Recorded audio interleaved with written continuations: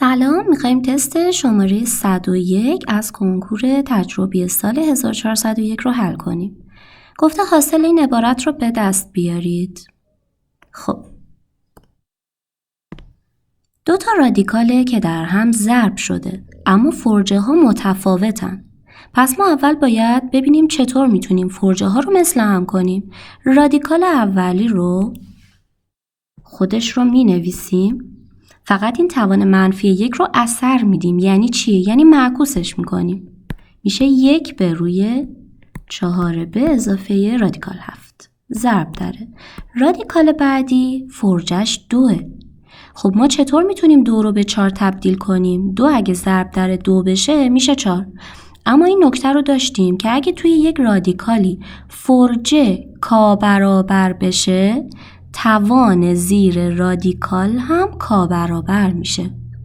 پس اگه ما فرجه رو 2 برابر کنیم یعنی بشه 4، زیر رادیکال که 1 به اضافه رادیکال 7 هستم توانش 2 برابر میشه. خب توانش 1 میشه 2. حالا فرجه ها مثل هم شدن و میتونیم ببریم زیر 1 رادیکال. خب وقتی میبریم زیر 1 رادیکال کافیه که رادیکال ها رو در هم ضرب کنیم.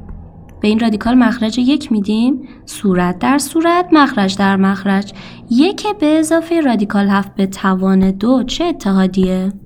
اتحاد مربع. 1 به اضافه 2 رادیکال 7 به اضافه 7. رادیکال 7 به توان 2 برسه از زیر رادیکال میاد بیرون. مخرج در مخرج که میشه 4 به اضافه رادیکال 7. خب ادامه میدیم. 1 با 7 8، 2 رادیکال 7 و مخرج 4 به اضافه رادیکال 7.